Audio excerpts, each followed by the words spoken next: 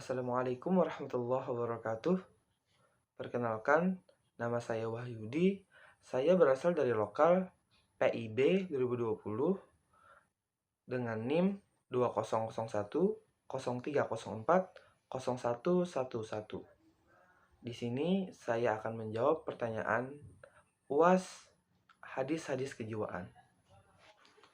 Nomor 1, judul makalah yang saya kerjakan adalah tentang sombong. Dan hadis yang menjadi pembahasan saya yaitu Bismillahirrahmanirrahim.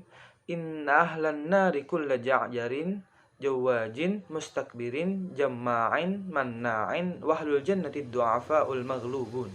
Yang artinya, sesungguhnya penduduk neraka adalah semua orang yang kasar lagi keras, orang yang bergaya sombong di dalam jalannya, orang yang bersombong, orang yang banyak mengumpulkan harta, orang yang sangat bakhil.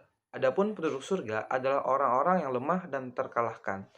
Hadis sahih riwayat Ahmad nomor 114 dan Al-Hakim nomor 499. Dan kesimpulan dari pembahasan saya di makalah tersebut yaitu sifat sombong merupakan penyakit yang amat berbahaya.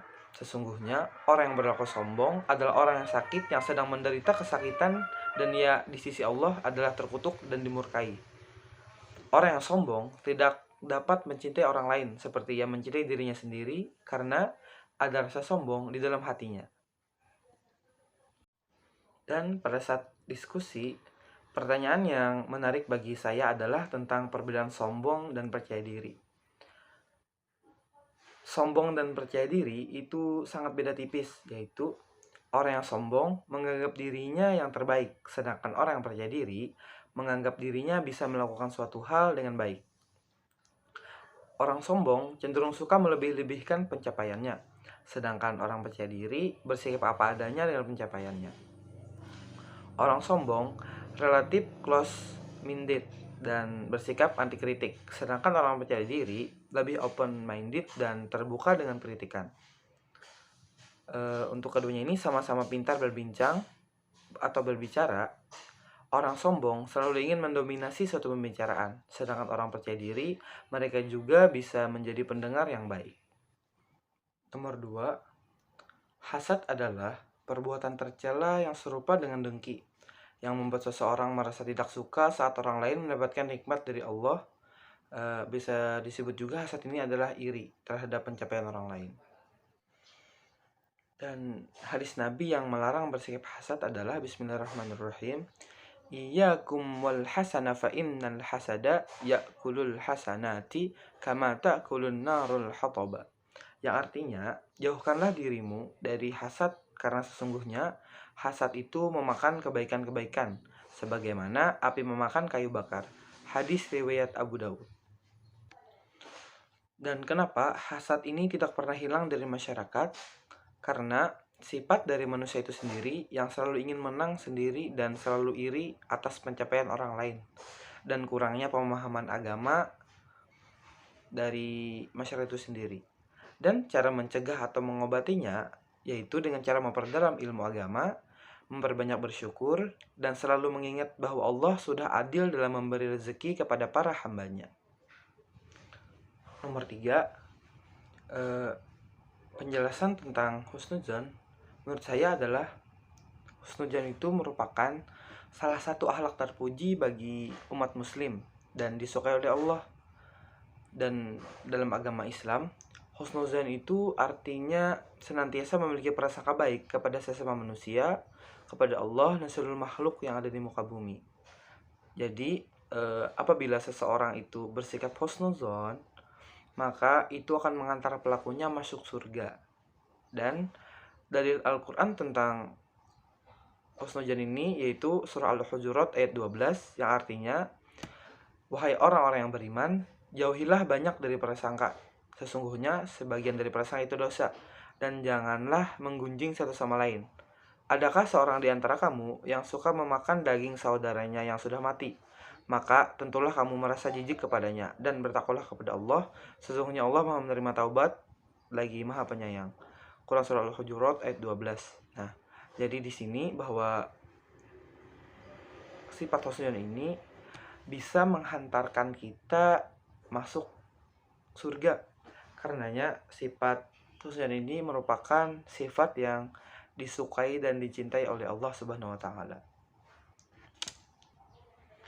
Dan apabila kita memiliki sikap husnudzon, maka kita akan merasakan kelapangan hidup di dunia, dikarenakan terciptanya keharmonisan baik dalam kehidupan keluarga maupun dalam kehidupan masyarakat. Karenanya kita tidak berlaku suudzon atau berprasangka buruk kepada orang lain, dan apabila kita husnudzon ini, maka kita tidak akan terganggu dari apa yang orang lain lakukan. Ya. Dan apabila kita memiliki sifat husnudzon ini, maka kita akan terhindar dari segala bentuk persengketaan, khususnya dalam kehidupan masyarakat. Hidup menjadi tentram tanpa rasa curiga, dendam, dan dengki, dan semakin kokohnya ikatan kekeluargaan karena tumbuhnya rasa saling percaya diri. Dan prasangka baik ini menghilangkan kecurigaan yang biasa timbul pada diri orang-orang yang hatinya berpenyakit. Nomor 4. Bagaimana solusi konkret bagi orang yang putus asa berdasarkan ajaran Islam? Nah, jadi menurut ajaran Islam, apabila kita sedang berputus asa, maka kita harus berusaha dan ikhtiar, tawakal, dan berdoa kepada Allah. Dan kita jangan berputus asa lagi, karena kita sudah memiliki Al-Quran dan Al-Hadis sebagai obat bagi orang Islam yang hatinya sedang gundah gulana. Mohonlah kepada Allah dengan salat dan sabar. Firman Allah dalam surah Yusuf ayat 87 yang artinya, dan jangan kamu berputus asa dari rahmat Allah, sesungguhnya tiada berputus asa dari rahmat Allah melainkan orang-orang kafir. Juga dalam Al-Quran surah Al-A'raf ayat 156 yang artinya, dan rahmatku meliputi segala sesuatu, maka akan aku tetapkan rahmatku untuk orang-orang yang bertakwa. Semua penyakit dari Allah selalu menyediakan obatnya. Dan cobalah kita untuk selalu berusaha untuk menyelesaikan masalah dalam hal ini, dan kita coba untuk terus berdoa kepada Allah dan meminta pertolongan kepada Allah, karena Allah merupakan kunci untuk mendapatkan kebahagiaan di dunia dan di akhirat. Nomor 5. Mengapa sifat sombong dan ghibah dapat menyeret pelakunya ke neraka? Dan sebutkan hadis yang berkaitan dengan hal tersebut. Bismillahirrahmanirrahim. Mengapa sifat sombong dan ghibah itu dapat menyeret pelakunya ke neraka? Karena sudah kita ketahui bahwa sikap sombong dan ghibah itu merupakan sifat yang tidak disenangi oleh Allah dan tidak diridhoi oleh Allah. Dan sombong itu kan bahwa memperlihatkan bahwa dirinya itu adalah orang yang sangat hebat, itu kan. Dan ghibah itu seperti membicarakan orang lain, dan itu tidak disenangi. Nah, dan perbuatan tersebut merupakan sesuatu yang dilaknat oleh Allah, dan Allah tidak menyukainya. Lebih baik kita bersifat rendah hati dan tidak membicarakan orang lain, supaya tidak ada perselisihan di antara kita saat di suatu masyarakat. Dan hadis yang berkaitan dengan hal tersebut adalah Bismillahirrahmanirrahim.